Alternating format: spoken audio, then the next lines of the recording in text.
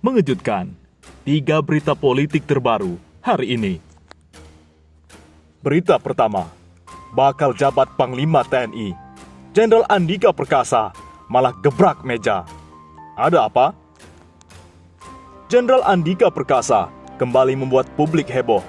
Bukan soal terpilihnya sebagai Panglima TNI yang menggantikan Marsikal Hadi Cahyanto, melainkan saat memimpin rapat pertemuan ihwal pergantian pengurus dan penyalahgunaan dana Induk Koperasi Angkatan Darat atau Ingkopat. Dalam rapat itu, Jenderal Andika Perkasa mengumpulkan Direktur Hukum Angkatan Darat, perwakilan PMAD, dan tim investigasi. Dalam rapatnya yang dilihat di kanal YouTube TNI AD, terlihat Jenderal Andika meminta secara tegas kepada pejabat di depannya untuk serius dengan masalah dana Ingkopat. Saya ingin kita sistematis dong. Yang sudah masuk proses hukum itu berapa? Kata Jenderal Andika Perkasa yang mulai terlihat emosi dari wajah.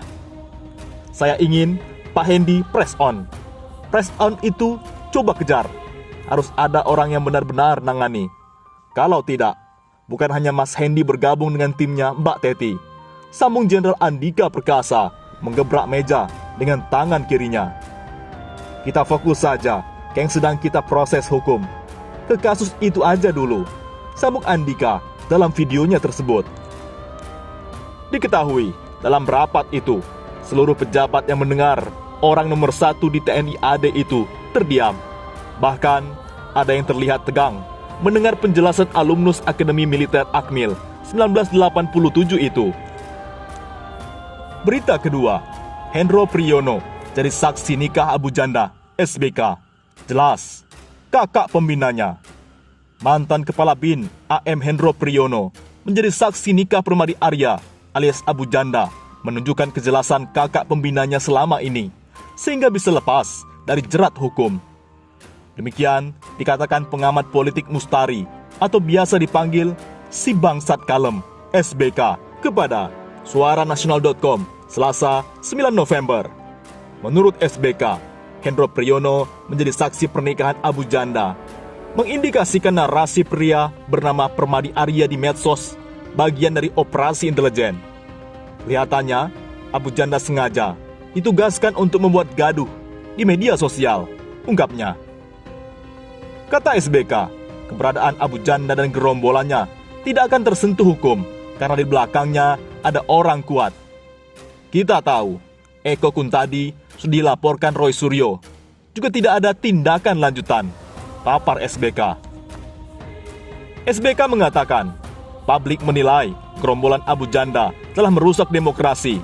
Kekuasaan berakhir, keberadaan buzzer harus diakhiri, jelas SBK. Permadi Arya alias Abu Janda, Permadi Arya resmi menikah dengan Winona Risa pada Senin 8 November. Momen pernikahannya ia unggah di akun Instagram miliknya pada Selasa 9 November. Sah, mumpung nih anak bule masih rabun matanya, kudu buru-buru disahkan sebelum dia sadar, tulisnya. Hadir sebagai saksi mantan Kepala BIN AM Hendro Priyono dan Wakil Ketua DPR Sufmi Dasko Ahmad. Abu Janda dan Winona menikah secara Islam dengan menggunakan pakaian adat Jawa. Terima kasih Bapak Jenderal TNI Purnawirawan AM Hendro Priyono telah berkenan jadi saksi di nikahan kami. Terima kasih Bapak Wakil Ketua DPR RI, Sufmi Dasko, telah hadir di hari bahagia kami. Terima kasih doanya, Pak Menak Gus Yakut, kata Abu Janda. Berita ketiga, sesalkan TNI ikut urusan sipil. Apalagi kalau Dudung jadi KSAD untuk bubarkan reuni 212. Pakar hukum tata negara, Refli Harun mengomentari instruksi terbaru yang dirilis ex-pentolan FPI Habib Rizik Syihab.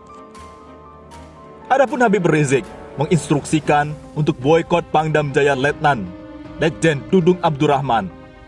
Ini merupakan seruan lanjutan usai Habib Rizik menginstruksikan kepada seluruhnya untuk boikot Kapolda Metro Jaya Irjen Pol Fadil Imron.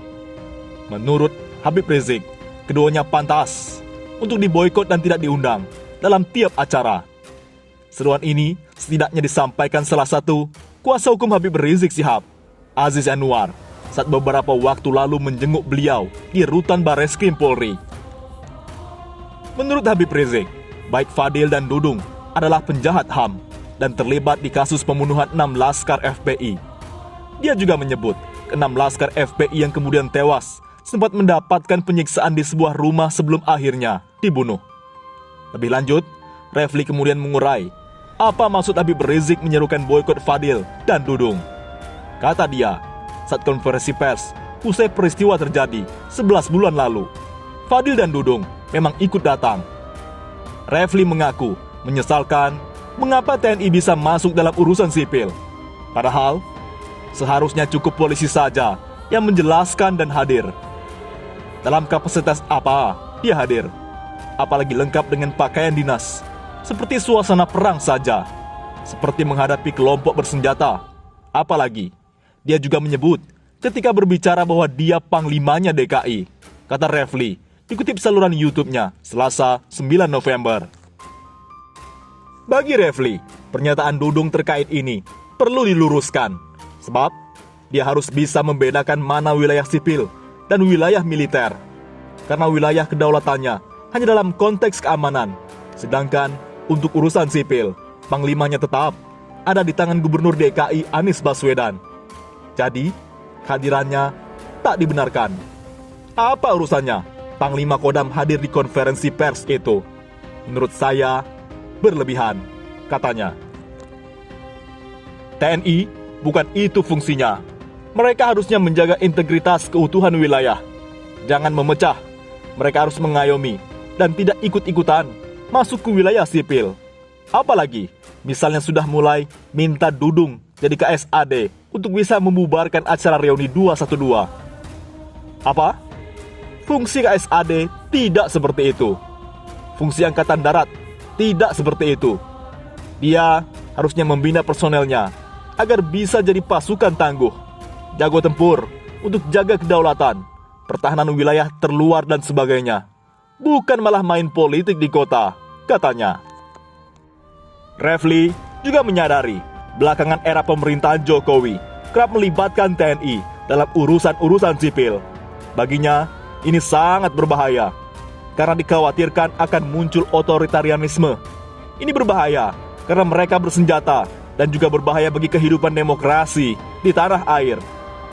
Meminjam kata Rocky Gerung, pemerintah yang menggunakan TNI sebagai kekuatan hadapi sipil, itu berarti tak percaya diri pada mekanisme demokrasi.